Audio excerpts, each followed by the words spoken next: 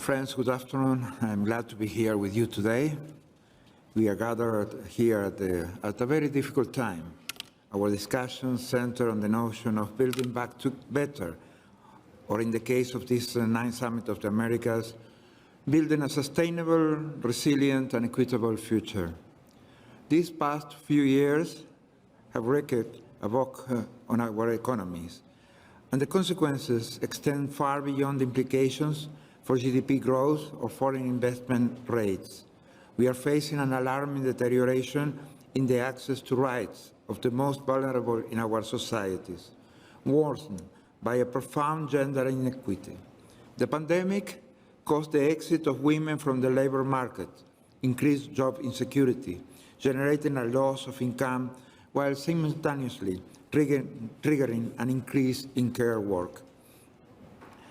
The economic recovery of 2021 did not reverse the effects of the pandemic, as this region continues to lag behind the rest of the world while struggling along an uneven path towards recovery, with each country facing a unique set of struggles due to the difference with which each one receives external shocks, their vulnerabilities, and their ability to resilience.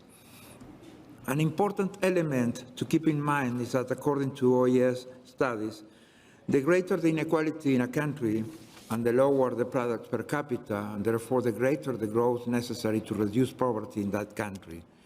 Despite the perceived heterogeneity of the region, there are some worrying common elements left by the pandemic. Increased public debt, which puts fiscal sustainability at risk, and an incipient rise in inflation due to monetary expansion and bottlenecks in global supply chains. These problems, exacerbated by the increase in inequality, leave the region in a situation of social discontent that is sometimes manifest, sometimes latent. We had just begun to emerge from the pandemic when Russia invaded Ukraine.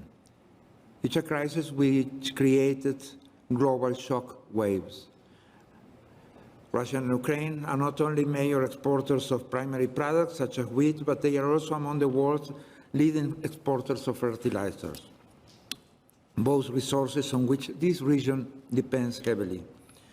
The incipient inflationary process of 2020 and 2021 is having a considerable reinforcement in 2022 due to the increase in the prices of agriculture and energy products, and will also have a differential impact between countries and within countries. The consequences of the war are added to the factors that I have already raised, such as interruption in global supply chains, inflation, monetary expansion, and lower activity during the pandemic. While some commodity exporting countries may benefit from higher export prices, rising consumer prices will continue to have a negative impact on citizens, particularly in the countries dependent on raw materials in Central America and the Caribbean will see chances of recovery affected. Countries that export Latin American energy products, for their part, may be able to expand their market share. There is an interdependence of all rights and a reminder that all institutions matter. The general dissatisfaction of the population with democracy that continues, together with unprecedented levels of wealth in each of the countries concentrated in few hands, as well as much of the political instability in the region in recent years, can be explained by the institutional failures that exist in each country for due compliance with inter-American legal instruments on human rights.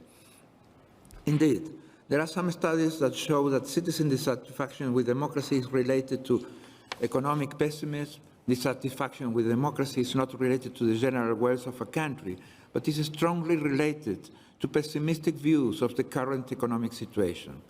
Likewise, people's perception of how the average person's economic situation has changed in the past 20 years are related to dissatisfaction with democracy. Access to rights. In countries that have fallen into authoritarianism, such as Venezuela, the connection between the access to rights and the crisis of democracy is very, very clear. But it is given for all countries. Unequal access to rights in the countries implies a distance from democratic ideals and becomes a breeding ground for authoritarianism.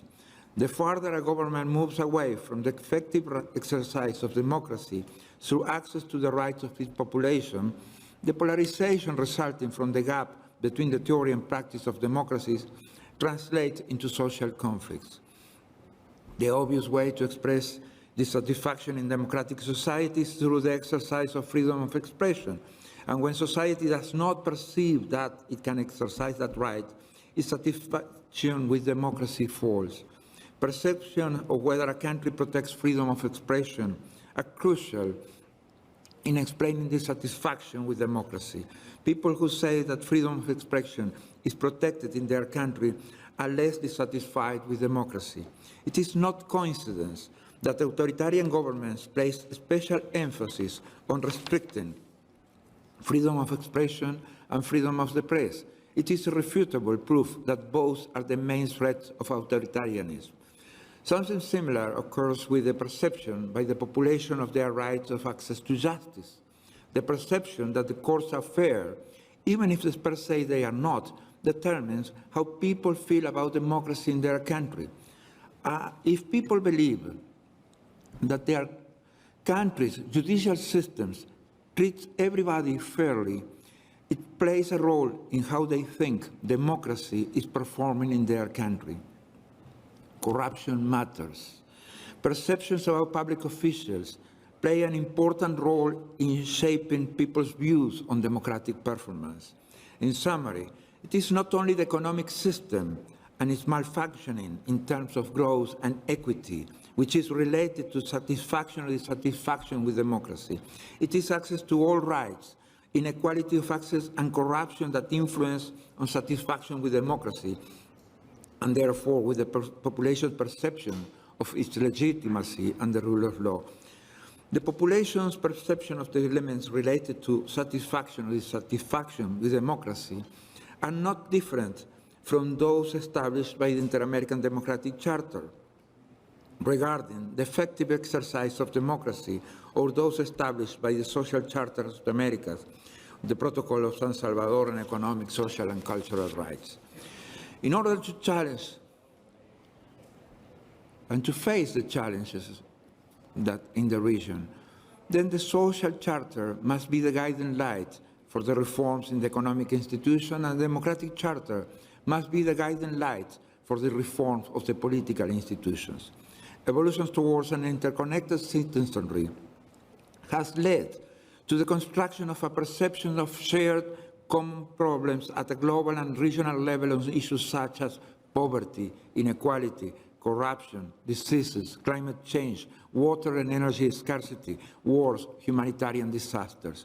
There has been a convergence towards a global and regional citizen agenda based on aspirations for greater fundamental freedoms, economic and social rights, and environmental issues, which generates pressures from below for the improvement in the quality of public management and for the revitalization of multilateral organizations that were not prepared to give immediate answers. Social pressures are then intensified by greater expectations gap as a source of tension between representatives and represented. The road is clear. Without more developed economies, we will not be able to build a more developed trade network. Without more developed economies, we will not be able to reach integration. If we are unable to achieve substantial technological development or substantial financial accumulation, we will inevitably continue to lose our human resources to developed countries, to developed economies, and thus remain in a condition where we will not be able to ensure a substantial level of integration or complementarity.